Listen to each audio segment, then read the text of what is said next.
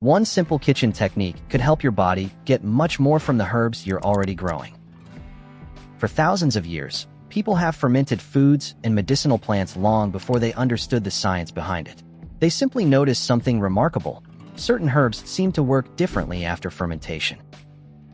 Today, researchers are discovering that those ancient observations have some truth behind them. Fermentation can change plant chemistry, alter certain compounds, and in some cases make them easier for our bodies to access. Fermentation isn't magic. It doesn't turn ordinary herbs into miracle cures, but it can transform plants in fascinating ways, and some of those changes may offer real benefits. Let's begin with one of the most famous medicinal plants in the world. Number 1. Turmeric. If there were a poster child for fermentation research, turmeric would probably be it. This brilliant golden rhizome has been used in India for thousands of years. Long before modern laboratories existed, practitioners of traditional Ayurvedic medicine valued turmeric for a wide range of purposes, and today it remains one of the most extensively studied medicinal plants on Earth. Much of that attention focuses on a compound called curcumin. Curcumin is responsible for many of turmeric's most interesting properties. The challenge is that curcumin isn't particularly easy for the body to absorb. In fact, researchers have spent decades trying to solve that problem. This is where fermentation enters the picture. When turmeric is fermented, beneficial microbes begin breaking down plant tissues and modifying certain compounds within the rhizome. Several laboratory studies have found that fermented turmeric can display higher antioxidant activity than its unfermented counterpart. Now, that doesn't necessarily mean fermentation creates more curcumin. Rather, it may help make some of turmeric's beneficial compounds easier for the body to work with. Think of it like opening more doors inside the plant. The goodness was already there. Fermentation may simply make it more accessible. And the process is surprisingly simple. Simple fermented turmeric. Wash fresh turmeric thoroughly and slice it into small pieces. Pack the pieces into a clean glass jar. Mix 1 tablespoon of non-iodized salt into 1 cup of filtered water and pour the brine over the turmeric until everything is fully submerged. Leave it at room temperature for around 5 to 7 days. Once bubbles begin appearing and the aroma becomes pleasantly tangy, transfer it to the refrigerator. The finished turmeric can be added to grain bowls, dressings, soups, or smoothies. It's a simple experiment that connects ancient traditions with modern research. Number 2. Rosemary. If turmeric is associated with inflammation research, rosemary has long been associated with something else entirely: memory. For centuries, rosemary carried the nickname the herb of remembrance. Ancient Greek students were said to wear rosemary garlands while studying. Throughout Europe, it became linked with learning, concentration, and memory, appearing in folklore, medicine, and even literature. Today, science is exploring some of the compounds that may help explain that reputation. Rosemary contains substances such as rosmarinic acid and carnosic acid, both of which have attracted attention for their antioxidant properties. Researchers are particularly interested in how these compounds may help protect cells from oxidative stress. Now, fermentation doesn't somehow create a brand new herb, but it does begin changing the structure of the plant itself. As microbes break down cell walls and interact with plant compounds, they may help release substances that were previously locked away within the tissues. The science is still evolving, but the principle remains consistent. Fermentation changes the chemistry of the plant, and in some cases, those changes may improve accessibility to nutrients. As you may already know, rosemary is also one of the easiest herbs to grow. Give it sunshine, decent drainage, and a little patience, and it can thrive for years. Now, how to ferment your boy. Simple fermented rosemary. Harvest several fresh rosemary sprigs and lightly bruise the leaves. Pack them into a clean jar and cover them completely with a mild salt brine. Keep everything submerged and allow the mixture to ferment for about 1 week. The resulting flavor is quite different from fresh rosemary. It's deeper, more rounded, and slightly tangy. A small amount can add remarkable complexity to soups, roasted vegetables, marinades, and dressings. It's that good old familiar rosemary, but seen through an entirely different lens. Number 3. Garlic. Our third plant isn't technically an herb at all. It's a bulb, but garlic has earned its place on this list many times over. Few plants have accumulated as much history as garlic. Ancient Egyptians valued it. The Greeks used it. The Romans carried it. Across cultures and centuries, garlic developed a reputation as one of nature's great medicinal foods. Much of that reputation centers around sulfur-containing compounds, particularly one called allicin. Allicin forms when garlic is chopped or crushed, and it's responsible for much of garlic's unmistakable aroma. The interesting thing is that allicin is also remarkably unstable. It appears quickly, changes quickly, and doesn't remain in that form for very long. Fermentation takes garlic in a completely different direction.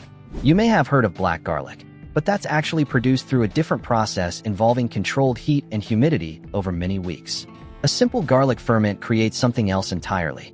The harsh bite softens. The flavor mellows. The sharpness gives way to savory complexity. Delicious. Many people find fermented garlic easier to enjoy than raw garlic. But how to tame these volatile bulbs towards this enticing outcome? Simple fermented garlic. Peel several heads of garlic and place the cloves into a clean glass jar.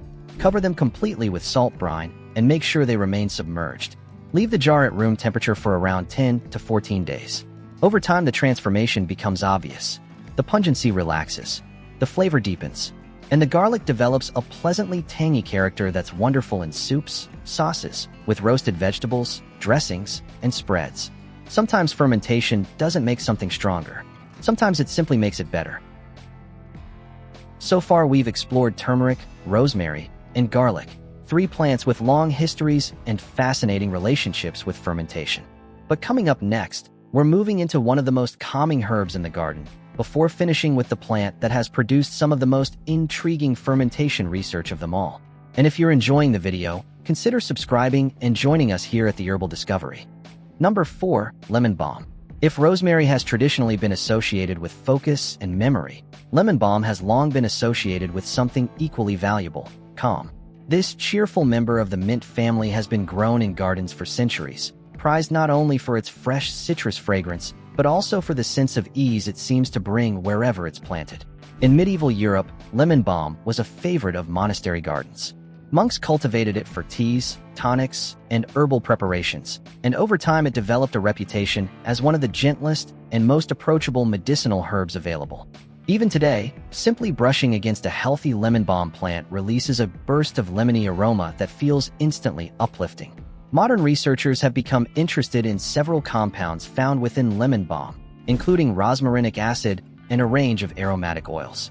While research is ongoing, the herb continues to attract attention for its traditional association with relaxation and general well-being. And fermentation introduces an entirely new dimension. As beneficial microbes begin breaking down the delicate leaf tissues, they help release compounds that were previously locked within the plant. At the same time, fermentation creates new flavors and aromas that blend surprisingly well with lemon balm's natural citrus character. For home gardeners, this is one of the easiest herbs to experiment with. And here's a luscious way how to do that. Honey fermented lemon balm. Harvest a generous handful of fresh lemon balm leaves and allow any surface moisture to dry. Loosely pack the leaves into a clean glass jar. Cover completely with raw honey. Stir gently to remove any trapped air pockets. Seal the jar loosely and place it somewhere cool and out of direct sunlight. Over the following weeks, something wonderful happens. The honey gradually becomes thinner as moisture is drawn from the leaves.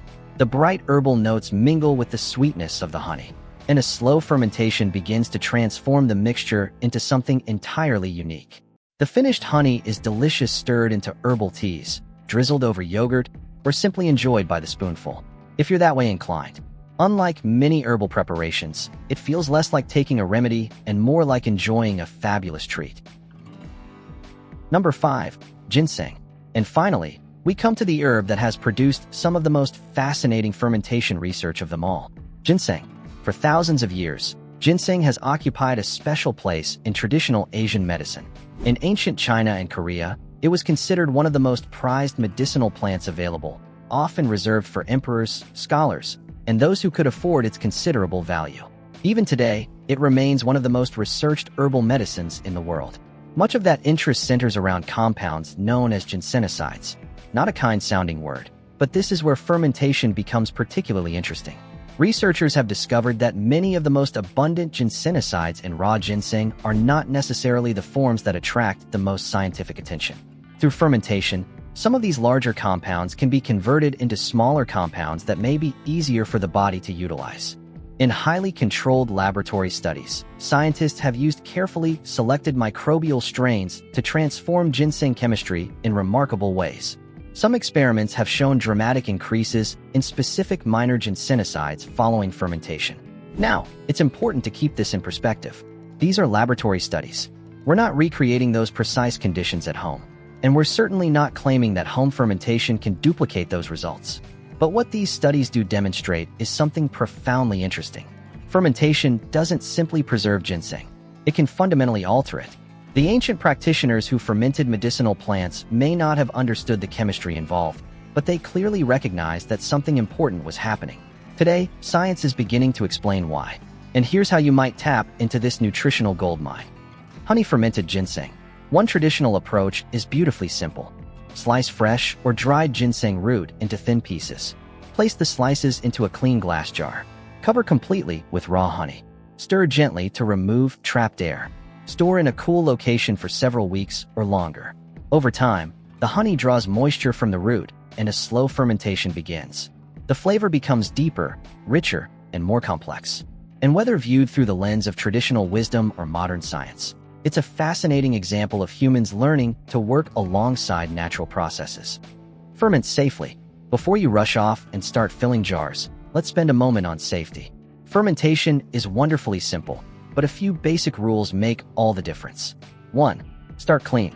You don't need a laboratory, but you do need good kitchen hygiene. Use clean jars, clean utensils, and clean hands. And remember, a little preparation prevents a lot of problems. 2.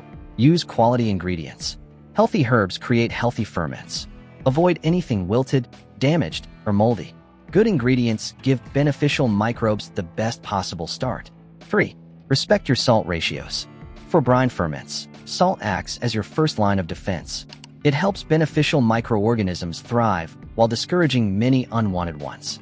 A simple ratio of 1 tablespoon of non-iodized salt per cup of water is an excellent starting point. 4. Keep everything submerged.